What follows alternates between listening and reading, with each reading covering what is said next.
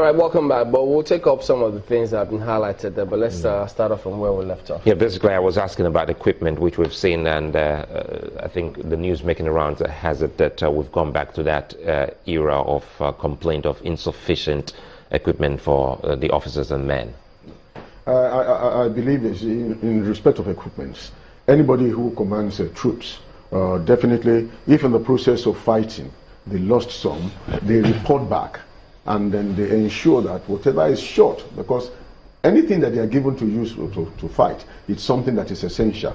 If in the process it is discovered that some of the things that they are using is damaged or lost, they will definitely be replaced. But because a lot of these things that we use are not manufactured locally, there can be delay in replacing them. That I cannot vouch about now, in the sense that they are fighting. It's an everyday thing. It's in fact 24/7 thing that they are doing. And when some of these things get damaged and they get returned to the rear, it may take probably one. I think it's a shame. It's a shame. Something just comes to mind now. I don't know if it's Dicon or Decon, the place is it in Kaduna where they manufacture arms. It's manufacture of arms. So even if we can't manufacture, we can fix some of them. You see, the issue is that it's a national problem. It certainly is. Yes, it is a national problem, because that's one regime comes, takes a number of steps. Yes, thanks. The defense industry that puts us on the right track. Another regime comes and probably leave things in abeyance, and then no progress is made. You see, sadly, you must have seen it in the papers. Was it yesterday or the day before? I saw that the headline of Punch was that United States has blocked Nigeria's effort to acquire some equipment in Brazil. Yeah. In fact, it was when I read it that I saw that it was from Brazil that we were even trying to get it.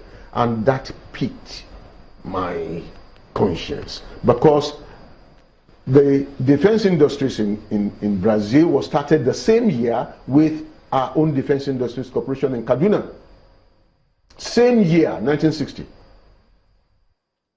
If we are now going to Brazil to negotiate the purchase of arms, something must have, something should prick our conscience. Something is wrong with us.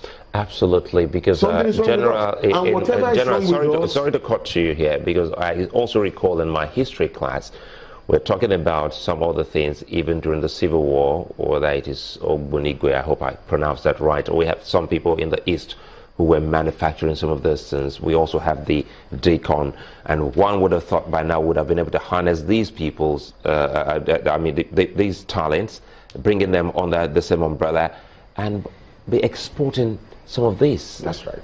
You see, it requires political will, patriotism, and the means to carry out such things. You see, arms manufacture is not like motor vehicles. No. Those are economic issues. Arms manufacture is something that you look at from a much more holistic end. Have we been doing that? Looking at it from a holistic end? We have not. President Obasanjo looked at this. He went back to that Defense Industries Corporation. There was an officer that was a colleague of mine in the force. He was the one there. And they did a wonderful job. A Defense Industries Corporation that for many years were manufacturing just furniture. Furniture. But you can have somebody outside your gate there manufacture. That was what they were doing. And that officer with his team, in fact, President Obasanjo gave them a task. Can you do this? And the officer said yes. And within the following 6 to 7 months, the president was invited back. He was shocked. The equipments were revived. Bullets were dropping. He saw them dropping. And he was told that, in fact, Nigerians, not a single foreigner was there. Nigerians did it. And it's on record. Because he should know better. Just of recent. So, we can go back. You see, unfortunately, the current government is faced with a lot of problems. Too much security problems. But I believe the president can find time to devote some attention to that defense industries. That defense industries will not manufacture night vision equipment all of a sudden. But you can start somewhere. But you can start. And once you start, oh God, nothing stops you. The determination has to be there. The political will has to be there. And I don't care which party you belong to. It's not a question of party. It's a question of the survival of the country. So, whichever government comes in there must carry it on. It is a must. Let me point out something that, because I mean, we've had several accounts of what transpired before that release. You had the vice president there saying, no exchange of any kind. It means no ransom was paid and no top commander or 1, 2, or 3, or 4 were released. But we've seen ever since then that there's a trend here. Because let me take you back a little bit to police. And this is something that happens with security agents. When they kidnap people, different parts, we hear them tell us, the police now, that no ransom was paid.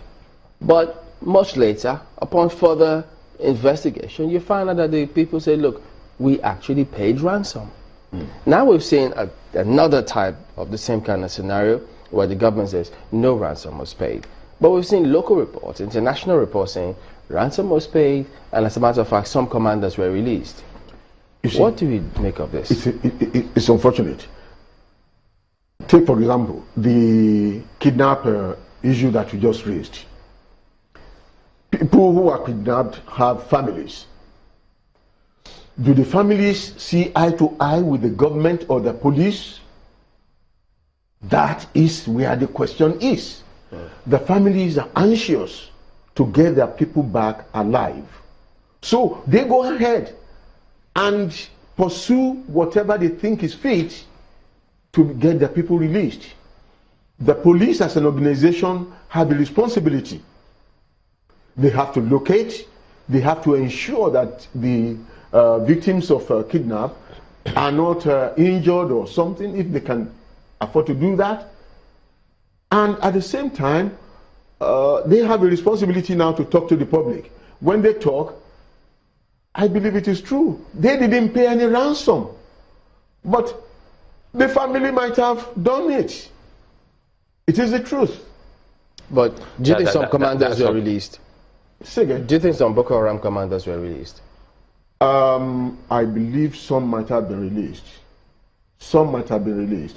And that's why I believe that those that might have been released should also be monitored. That's why when I talked about the intelligence organizations, when you release somebody that you know is a clever person who is likely to be able to do something, I'm not even too sure whether, because if they release some of these, they are commanders, the Boko Haram.